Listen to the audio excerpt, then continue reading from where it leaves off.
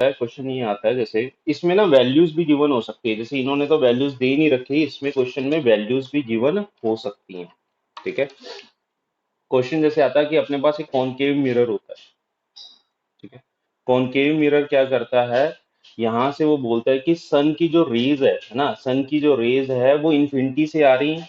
सन की रेज कहाँ से आ रही है, इन्फानाइट से आ रही है। तो ऑब्वियस ही बात है कि अगर वो इन्फानाइट से आती हैं तो वो फोकस पे आनी चाहिए, फोकस पे आनी चाहिए, या फिर हम बोलते हैं कि फोकल प्लेन पे आनी चाहिए। जो इसको कन्वर्ज मतलब रिफ्लेक्शन होने के बाद वो कहाँ पे मीट करनी चाहिए, फोकल प्लेन के ऊपर। ठीक है, अगर इन्फिनिटी से आ रही है।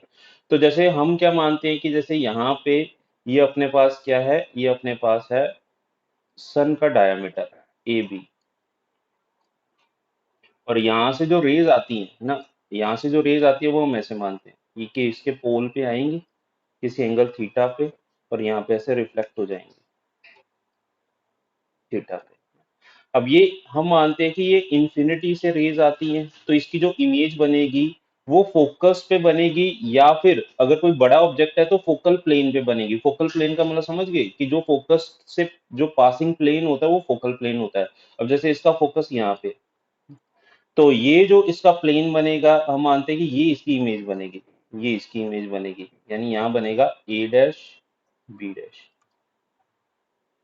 ये ए बी तो क्या है, ये ए बी है डायामीटर, डायमीटर ऑफ सन।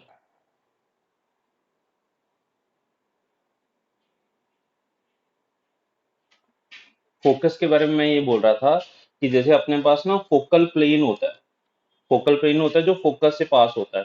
जैसे मान लो ये अपने पास एक फोकस के ऊपर प्लेन है ना, तो कोई भी इंफिनिटी से जो रेज आएंगी वो इस फोकल प्लेन के ऊपर आके मीट करेंगी इसे, है ना। ये फोकल प्लेन है जो जो प्लेन फोकस से पास आउट हो रहा है ना। तो इस प्लेन में ये बना है, इस प्लेन में ये अपने पास क्या बनी है, इमेज बनी है। देखो ये डायमीटर ऑफ सन माना था, और ये जो रेड कलर से ए डैश बी डैश क्या है, ये अपने पास क्या है, ये इमेज है ना, किसकी, डायामीटर की, है ना। तो हम लिख देते हैं डायामीटर ऑफ इमेज।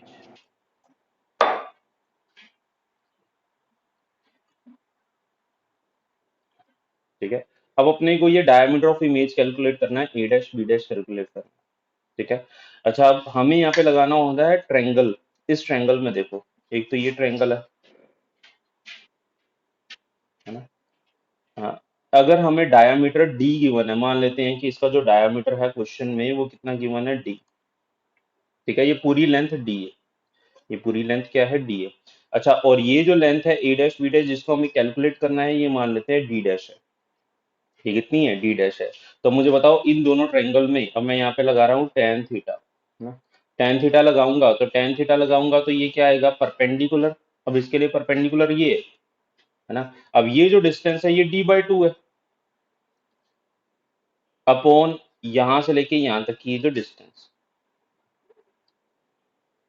है ना, ये डिस्टेंस हम मान लेते हैं कुछ भी एक्स है ना, तो d by two upon x is equals to, अब इस छोटे वाले ट्रायंगल में, अब इस छोटे वाले ट्रायंगल में मैं लगाऊंगा इस ट्रायंगल में, तो इस ट्रायंगल में लगाऊंगा, तो ये पूरा डी डैश माना है, तो ये डिस्टेंस कितनी आ जाएगी, डी डैश बाई टू ना। तो ये D dash by two upon, अच्छा यहां से लेके यहां तक की डिस्टेंस तो एफ है, तो अपॉन क्या लिख दूंगा, एफ।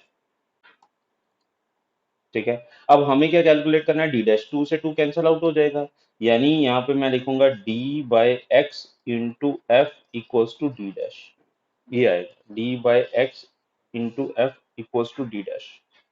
अब क्वेश्चन में ये तुम्हें डायमीटर डी गिवन होगा, ये तुम्हें सन से उस मिरर की डिस्टेंस या सन से अर्थ की डिस्टेंस ये तुम्हें एक्स गिवन होगी, ये डी भी तुम्हें गिवन होगा, उस मिरर की फोकल लेंथ भी तुम्हें गिवन होगी, ये तीनों चीजें तुम्हें गिवन होगी, तुम्हें डी डैश कैलकुलेट करना होगा। डी डैश क्या है, diameter of the image of the sun, diameter of the image of the sun. ठीक है। और जो तुमने अभी जो अपने मॉड्यूल का जो क्वेश्चन है ना, अपने मॉड्यूल का जो क्वेश्चन है उसमें बस उसने डी बाई एक्स को थीटा लिखा हुआ है, ये जो डी बाई एक्स है इसको क्या लिखा हुआ है, थीटा लिखा हुआ है, उन्होंने थीटा की टर्म में आंसर दिया और कुछ नहीं है, तो एफ इंटू थीटा बन गया, है ना, एफ इंटू थीटा बन गया। लेकिन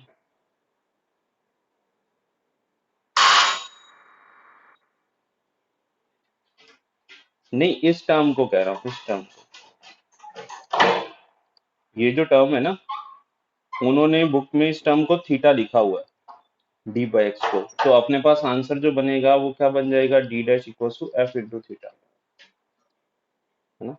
बट ये आंसर याद रखने की बजाय ये चीज याद रखो, है ना, क्योंकि क्वेश्चन में वैल्यूज इसकी होगी। ये डी क्या है, डी है डायामीटर ऑफ सन। एक्स क्या है, एक्स है distance from mirror to the diameter of the sun, या distance of earth to the diameter of the sun, एक ही बात है, क्योंकि मिरर भी अर्थ के ऊपर ही है ना। तो यहाँ पे लिख देते हैं distance of earth from the sun. ठीक है, एफ क्या है, फोकल लेंथ है। ठीक है, अब इसमें वैल्यूज पुट करके बस सॉल्व करना है। अगर ये क्वेश्चन आया तो ऐसे याद रखना। ठीक है, चलो, अब इसको लिख लिया।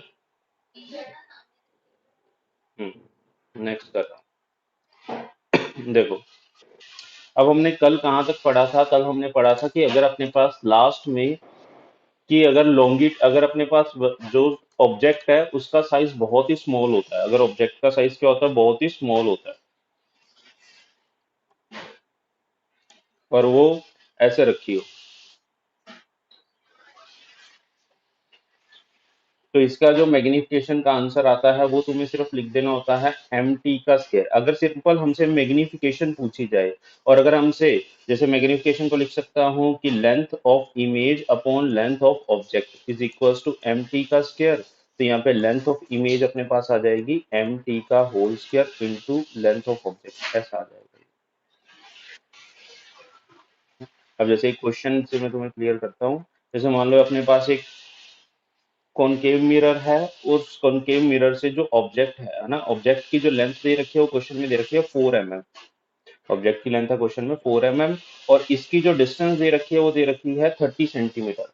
इसकी जो डिस्टेंस दे रखी है वो कितनी दे रखी है, 30 सेंटीमीटर ना। ये ऑब्जेक्ट है ए बी। ठीक है, तो उसमें पूछा हुआ है फाइंड मैग्निफिकेशन। पहला क्वेश्चन यही पूछा हुआ है, फाइंड मैग्निफिकेशन। सेकंड क्वेश्चन पूछा हुआ है find length of image, find length of image ना।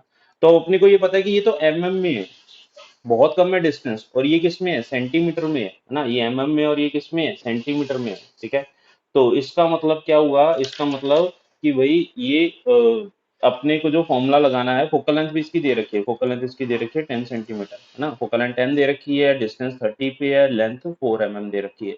तो अगर मुझे, अब मुझे ये फॉर्मूला लगाना है, मैग्निफिकेशन सॉल्व करनी है तो ये फॉर्मूला लगाना है, और लेंथ ऑफ इमेज सॉल्व करनी है तो ये फॉर्मूला लगाना है ना। अब जैसे मैग्निफिकेशन सॉल्व करनी है तो ये तो सिंपल है, मैग्निफिकेशन है एम टी का होल स्क्वायर। एम टी क्या होता है, वो होता है F upon F minus you का होल स्क्वायर ना। एफ कितना है इसमें, एफ है इसमें -10, तो यहाँ लिख दूंगा -10 अपॉन, यहाँ पे -10, और यहाँ माइनस यू है तो माइनस माइनस हो जाएगा +30 ना, +30, और यहाँ लिख देंगे इसका होल स्क्वायर।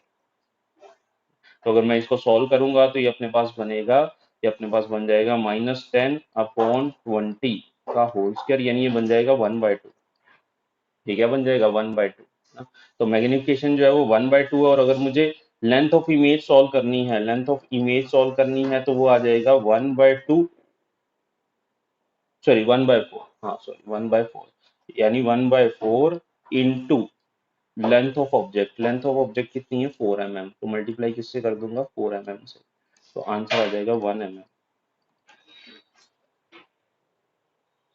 ठीक है, तो बस ये ध्यान रखना है, वहां पे या तो शॉर्ट ऑब्जेक्ट लिखा होगा, या तो वहां पे लिखा होगा शॉर्ट ऑब्जेक्ट, या फिर वहां पे लेंथ गिवन होगी। ठीक है, यहाँ तक पहले लिखा। अब देखो, अब अपने पास जो अगला टॉपिक आता है वो अपने पास आता है velocity of image. Velocity of image, कि भाई वेलोसिटी की वैल्यू कितनी होती है in case of spherical mirror, in case of spherical mirror, in case of spherical mirror. तो अपने पास इसके दो केस आते हैं ना। अपने पास जो केस वन होता है, केस वन में अगर अपना जो ऑब्जेक्ट है वो प्रिंसिपल एक्सिस के अलोंग मूव करे, object is moving along principal axis, object is moving along principal axis. जैसे मान लो ये मिरर है ना, और यहाँ पे अपने पास ये ऑब्जेक्ट है। ठीक है, और ये ऑब्जेक्ट जो है वो ऐसे मूव कर रहा है ना, मान लेते हैं कितनी वेलोसिटी के साथ मूव कर रहा है, v0 के साथ।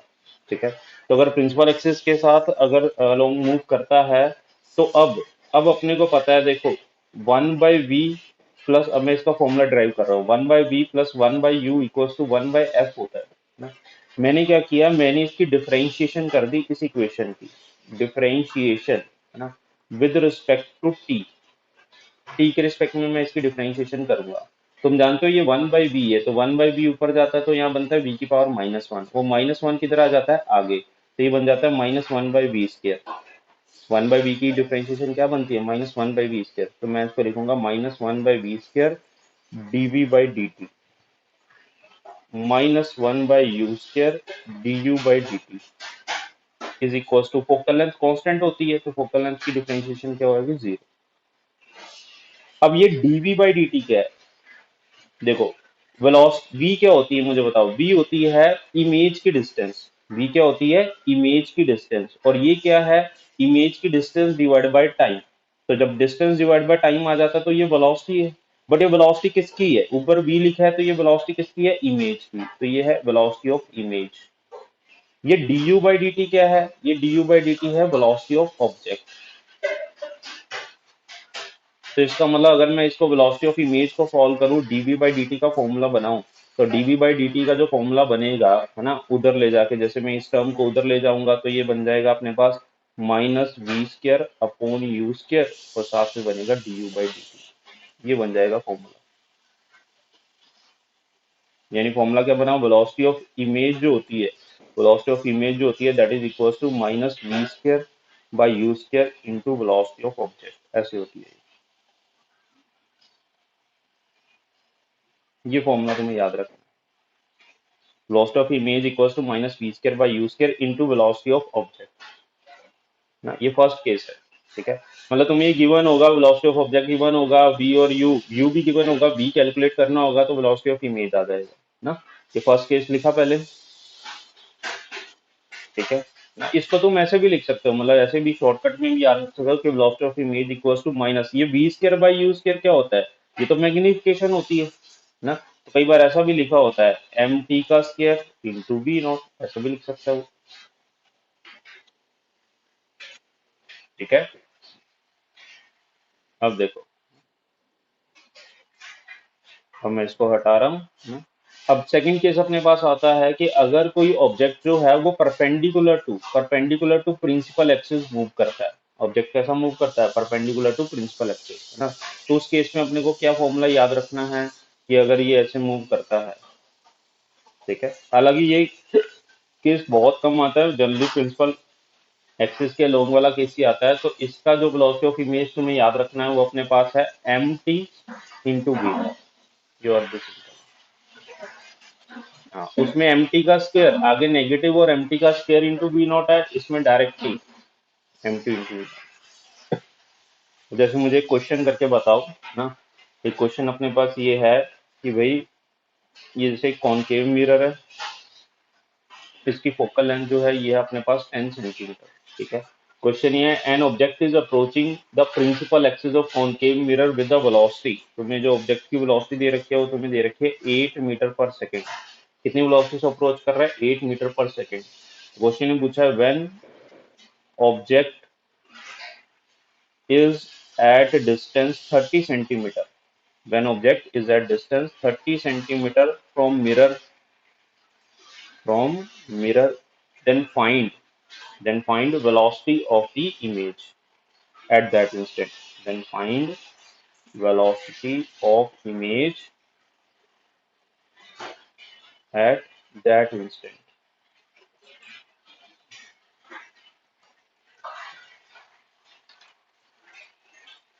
at that instant। तो अब तुम्हें वेलोसिटी ऑफ ऑब्जेक्ट गिवन है, इसमें फॉर्मूला कौन सा अप्लाई करना है, फॉर्मूला अपने पास ये along the principal axis move कर रहा है, ऑब्जेक्ट जो है वो along the principal axis move कर रहा है। फॉर्मूले में वैल्यू पुट कर दो, तुम्हें मैंने फॉर्मूला बता रखा है।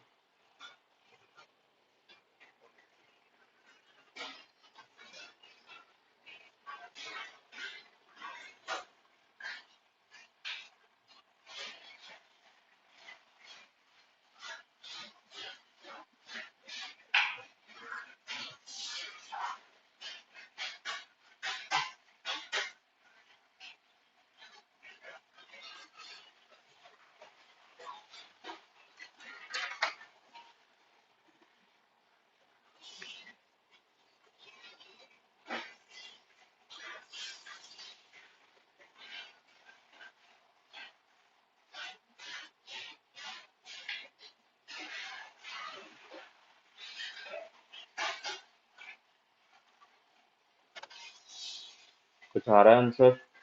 पहले एम कैलकुलेट करना है, पहले एम कैलकुलेट कर लिया। हम्म,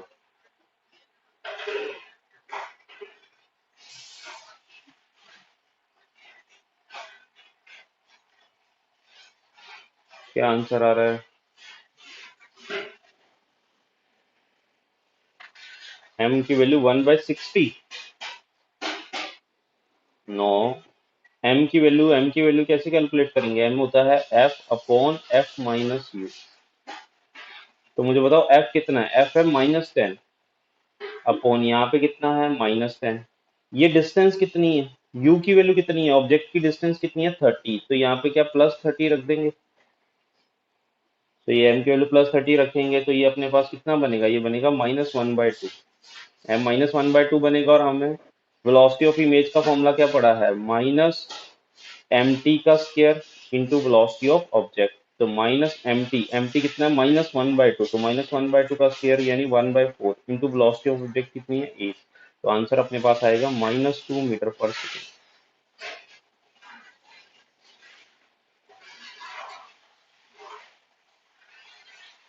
पता लगा कैसे किया? जस्ट मैंने उस फॉर्मूले में वैल्यूज पुट कर दी। ठीक है, चलो अब तुम भी वैल्यूज पुट कर लेना उसमें। हम मैं इसको हटा रहा हूँ। देखो, अब जैसे यूजेस की अगर बात करें कि भाई कॉनकेव मिरर और कॉन्वेक्स मिरर कहाँ कहाँ पे यूज किए जाते हैं ना, तो तुम्हें याद रखना है कि जो कॉन्वेक्स मिरर है ना, सबसे पहले कॉन्वेक्स मिरर की बात करते हैं। तो कॉन्वेक्स मिरर की जो इमेज बनती है, जैसे कॉन्वेक्स मिरर की जो इमेज बनती है वो अपने पास वर्चुअल बनती है, स्मॉलर साइज की बनती है और इरेक्ट बनती है ना। वर्चुअल, स्मॉलर साइज और इरेक्ट, इसलिए इसको यूज किया जाता है as a rear view mirror. Vehicles में कैसे यूज किया जाता है? As a rear view mirror. जो बैक मिरर लगे होते हैं देखने के लिए उनको हम बोलते हैं रियर व्यू मिरर, है ना, क्योंकि उनमें जो हमें इमेज चाहिए होती है वो स्मॉलर साइज की चाहिए होती है। सारे व्हीकल्स अपने को छोटे छोटे नजर आने चाहिए ताकि सारे व्हीकल्स कवर हो जाएं। दूसरा, कॉन्वेक्स मिरर का फील्ड ऑफ व्यू भी ज्यादा होता है। तुमसे पूछा जाए किस मिरर का फील्ड ऑफ व्यू सबसे ज्यादा है, तो किसका सबसे ज्यादा है? कॉन्वेक्स मिरर का ना। फील्ड ऑफ व्यू का मतलब मैंने तुम्हें बताया था कि जैसे फील्ड ऑफ व्यू का मतलब होता है कि जो रिफ्लेक्टेड रे, जैसे मुझे बताओ कि कॉन्वेक्स मिरर में जैसे मान लो ये अपने पास रेज आ रही है, तो रेज आने के बाद वो डाइवर्ज हो जाती है। वो क्या हो जाती है? डाइवर्ज हो जाती है। और डाइवर्ज होने के बाद ये इधर की, ये इधर की, तो इसका मतलब इसका जो फील्ड ऑफ व्यू है वो इतना बड़ा है ना। अगर मैं प्लेन मिरर के फील्ड ऑफ व्यू की बात करूंगा तो प्लेन मिरर का फील्ड ऑफ व्यू जैसे ही इंसिडेंट हुई अगर, और ऐसे ही वापस आ गई, ऐसे ही इंसिडेंट हुई यहाँ से वापस आ गई, तो इसका फील्ड ऑफ व्यू इतना ही है।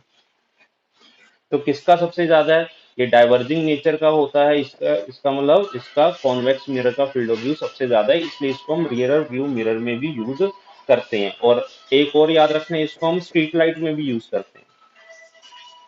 स्ट्रीट लाइट्स में भी यूज करते हैं। ठीक है ना।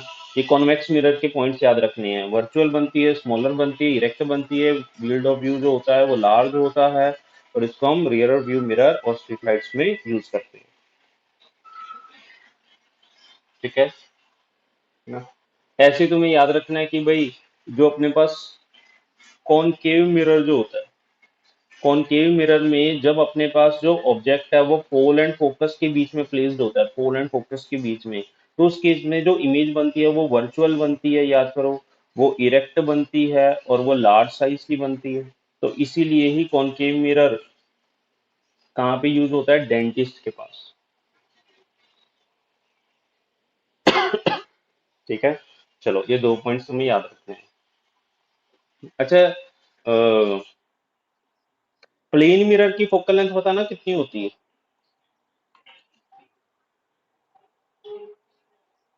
प्लेन मिरर की फोकल लेंथ कितनी होती है? प्लेन मिरर की फोकल लेंथ होती है इनफाइनाइट। फोकल लेंथ हर बार किसकी होती है? कर्व्ड मिरर की होती है। कर्व्ड मिरर जितना ज्यादा कर्व्ड होगा, जितनी ज्यादा कर्वनेस होगी, उतनी ज्यादा फोकल लेंथ जो है वो उतनी कम होती जाएगी। जितना ज्यादा प्लेनर पार्ट होगा, प्लेनर पार्ट जितना ज्यादा होगा उसकी फोकल लेंथ उतनी ज्यादा होगी। और एक प्लेन मिरर का प्लेनर पार्ट सबसे ज्यादा होता है तो इसकी फोकल लेंथ होती है इनफाइनाइट। ये नहीं सुना कभी प्लेन मिरर की फोकल लेंथ? और ऐसे ही याद रखना है मैग्निफिकेशन। प्लेन मिरर का मैग्निफिकेशन मुझे बताओ। प्लेन मिरर में इमेज की हाइट और ऑब्जेक्ट की हाइट सेम ही बनती है ना, प्लेन मिरर सेम बनती है, तो मैग्निफिकेशन इसका क्या आएगा, 1। ठीक है, ये 2 पॉइंट प्लेन मिरर के केस में याद रखने हैं। Focal length infinity, magnification 1। Okay, चलो ना, यहाँ तक लिखा पहले।